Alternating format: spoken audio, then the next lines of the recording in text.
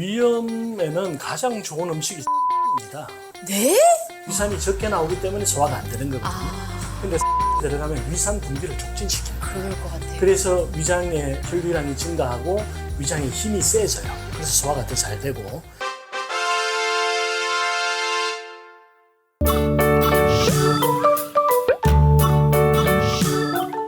네, 여러분 안녕하세요. 브라보 마이라이프입니다. 자, 오늘은요 누구를 모셨냐? 바로 강남 한복판에서 아주 오랫동안 명의로서 활약하고 계신 우리 CNC 한의원의 김순열 원장님 모셨습니다. 네, 반갑습니다.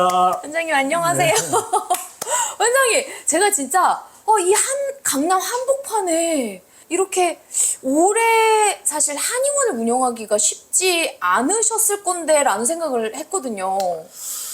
예, 뭐 어쨌든 그 질문 갑작스럽게 받아가지고. 제가 이렇게 막 애드립을 좀 많이 해야 그냥 본인 어필하라고 제가 기회 드린 거예요. 예, 예.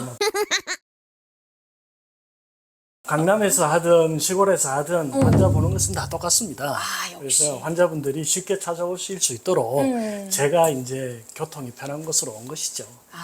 그렇죠. 좀 더 접근성이 좋겠네요. 네, 환자분들 네, 오시기에. 그렇습니다.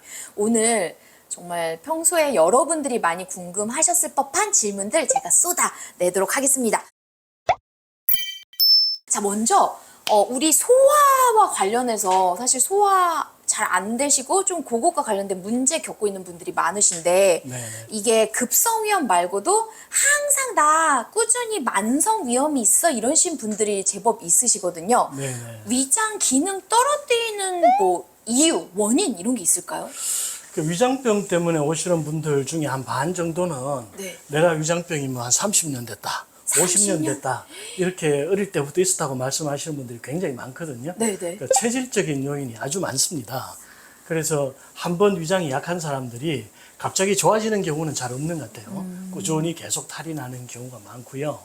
그 외에는 이제 살다 보면 네. 불규칙한 식사라든지 과로한다든지 스트레스를 많이 받는다든지 이런 것 때문에 이제 위장이 손상되는 거죠.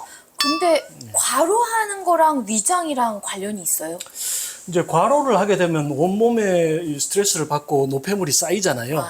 꼭 머리만 아프거나 뭐 팔다리만 아픈 것이 아니라 네. 내장까지 영향을 주게 됩니다. 이쪽 손가락이 아프다고 해서 속이 편할 수는 없거든요. 손가락이 아프면 스트레스 받잖아요. 그쵸, 그쵸. 그럼 위장 밥맛이 뚝 떨어진단 말이죠. 그런 영향을 받는 거예요. 연결이 되는구나. 네. 그래서 체질적인 요인이 굉장히 크긴 크다. 그렇죠. 체질적인 요인이 가장 큽니다.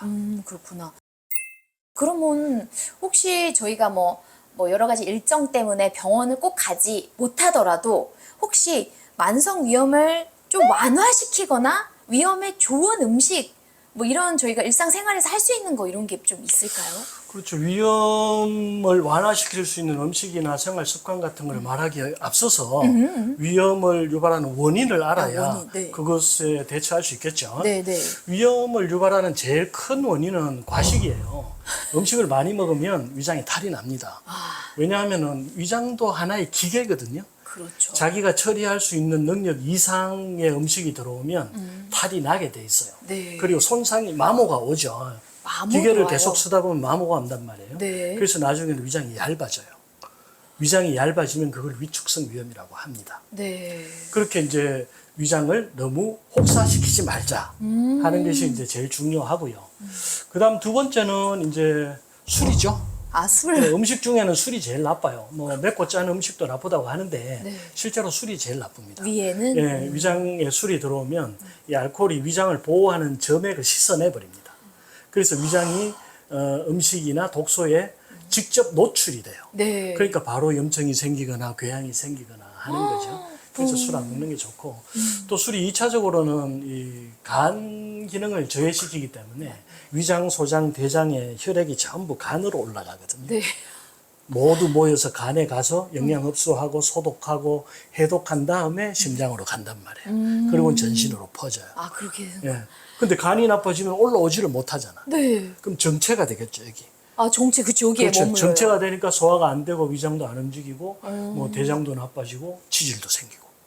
그게 치질까지도 연결이 그렇죠. 된다. 여기 압력이 증가하니까 네. 아래쪽 제일 아래쪽에 있는 항문 쪽에 이제 압력이 증가하면 치질이 생기는 거예요. 그래서 술이 안 좋다는 거. 진짜. 그런데 이제 술을 마시면 이 증상이 금방 나타나질 않습니다. 왜냐하면 술 마시는 사람은 자기 위장이 나빠지는 줄을 몰라요. 그렇죠. 왜냐하면 이 술이 정신을 흐리게 하는 데다가 진통작용, 마취작용이 있기 때문에 술을 마실 때는 안 아파요. 그렇네요. 그래서 술 마시는 분들은 항상 그 부분을 기억하고 계셔야 됩니다. 실제 내가 인지하고 있지는 못하지만 내 몸이 장기가 아프구나. 그렇죠. 네. 밀가루는 어때요? 네, 밀가루도 좋지는 않죠. 우리가 제일 나쁜 음식이라고 하는 게 그런 정제된 곡물 얘기하잖아요. 흰 밀가루, 흰 쌀밥, 네. 그다음에 흰 설탕 이런 거 얘기하잖아요. 그죠? 그러니까 꼭 밀가루가 나쁜 것이 아니라 그런 세 가지 정제된 음식들이 들어오면 바로 당을 올려요. 우리 몸에서 네. 금방 흡수가 되기 때문에 네. 혈당이 올라가고 인슐린이 분비되고 인슐린이 지속적으로 많이 분비되면 우리 몸에 염증이 증가합니다. 그래서 위염도 증가하고 뭐 다른 데 염증도 증가하고 그래요. 네. 그리고 밀가루 음식들이 대부분 좀 첨가물이 많이 들어가는 경우가 많죠. 네, 짜장면, 뭐 라면, 그렇네. 과자 이런 것들은 네. 대부분 첨가물이 많이 들어가고 인스턴트 음식이 많아요. 네. 그래서 소화가 잘 안 되는 거예요. 뭐 그냥 칼국수나 수제비나 네. 뭐 이런 것들은 크게 나쁘지 않죠. 네네. 다행이네요. 칼국수 되게 좋아하는데. 칼국수의 가장 큰 문제점은 너무 많이 먹는다는 거예요. 그러니까요. 예, 네. 많이 먹어서 탈이 나요. 네. 양만 조절하면 되겠습니다. 네. 그다음 세 번째는 이제 스트레스예요. 스트레스가 사실은 위장병의 한 반 정도 돼요. 그러니까. 굉장히 많습니다. 왜냐하면은 우리가 스트레스를 받으면 자율신경이라는 게 손상이 오거든요.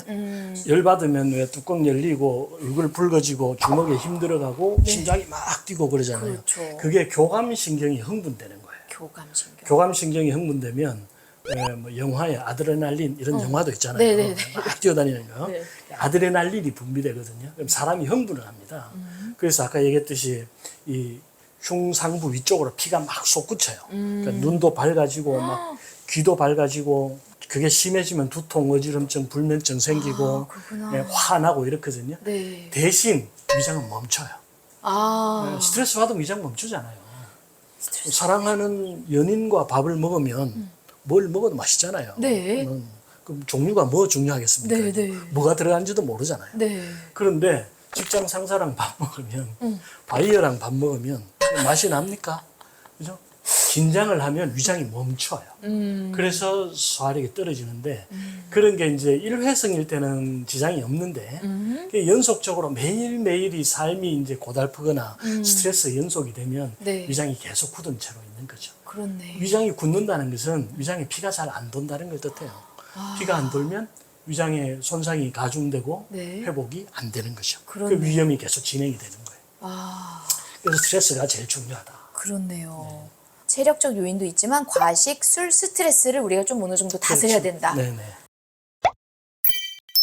그러면요, 이제 원장님 그것도 말씀해 주세요. 이제 만성 위염에 좀 좋은 음식. 네, 위염에는 가장 좋은 음식이 생강입니다. 네? 생강이 위장의 혈액순환을 도와주는데 가장 좋은 음식 중에 하나예요. 그래서 생강차 자주 드시면 좋아요. 그런데 이제 사람들이 생각하기에 나는 속이 쓰릴 때도 많고 네. 뭔가 화끈화끈거릴 때도 있는데 역류성 식도염도 있는데 네. 생강 먹으면 더 심해지지 않겠냐 그런 생각 들어요. 이렇게 생각을 하거든요. 네.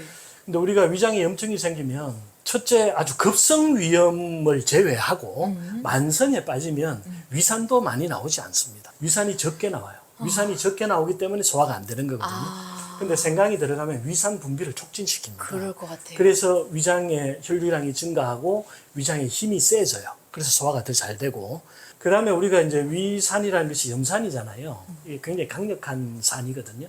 그래서 그냥 피부에 쏟으면 피부가 탈 정도의 굉장히 강력한 산인데 위장이 멀쩡하게 견디는 이유는 위장을 보호하는 점액이 꾸준히 나오기 때문이에요.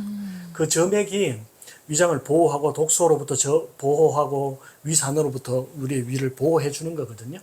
그런데 만성 위염, 위축성 위염에 빠지면 이 점액이 안 나옵니다. 위산도 안 나오지만 점액도 적게 나오기 때문에 위산은 조금만 나와도 속이 쓰리고 아플 수 있어요. 근데 생강을 먹으면 그런 점액의 분비가 증가합니다. 와, 너무 고맙다. 그래서 위장을 보호해 주는 거죠. 네. 일식집 가면은 항상 초생강을 주잖아요. 주죠. 예, 그게 왜 그러냐면 생물을 먹을 때는 세균 감염의 위험이 있기 때문에 또 여름철에 회 잘못 먹으면 배탈 잘 나잖아요. 그렇죠. 그런 것을 줄이기 위해서 생강을 주는 거거든요. 네. 근데 여자분들은 생강을 잘 안 먹더라고. 그 옆에 있는 그 동그란 거 예, 마늘 마늘 쪽만 먹고 네. 안 먹더라고요. 근데 그 생강이 항균, 항바이러스 작용이 굉장히 강합니다. 그래서 회 먹을 때, 초밥 먹을 때 생강을 같이 먹어주면 식중독 같은 뒤탈이 안 나게 해줄 수 있다. 와, 이거 완전 꼭 꿀팁이다. 드시는 것이 좋습니다. 네, 저는 네. 데코레이션으로 있는 줄 알았어요. 진짜, 꼭 먹겠습니다. 대신 이제 아까 말씀드린 대로 급성 위염이 있어가지고 현재 막 쓰리고 아프고 궤양이 있어서 통증이 심할 때는 피해 주시거나 조금만 드셔야 되고 생강의 독성을 좀 약하게 만들어주는 약재가 대추예요. 아, 그래서 생강만 먹지 말고 대추를 좀 같이 끓여서 먹는다든지 하면 네. 그 독성이 좀 줄어요. 대부분 환자분들한테 제가 생강 드세요 하면은 생강만 먹는다고. 그렇죠. 생강을 많이 먹으면 오히려 위장이 부어버려요. 그래서 생강을 너무 많이 먹지 말고 처음에는 소량, 조금 따끔한 맛이 날 정도만 넣고 대추 좀 더 넣고 하면 좋아요. 대추랑 생강을 섞어서 먹으면 가장 좋다. 그렇죠. 거기다가 이제 위장에 염증이 있는 사람들은 염증도 조금 치료를 해줘야 되기 때문에 네. 알로에나 결명자 같은 거 네. 이렇게 성질이 좀 찬 음식들 같이 첨가해서 드시면은 염증 제어도 되고 속쓰림도 더 줄어들 수 있고 와. 예, 그렇게 할 수 있습니다. 그러면 그런 식품들로 병원을 오는 횟수를 좀 줄일 수 있다. 그렇죠. 예, 병원을 오는 횟수를 줄이는 것이 네. 삶의 질을 높이는 가장 좋은 방법이죠. 그렇죠. 네.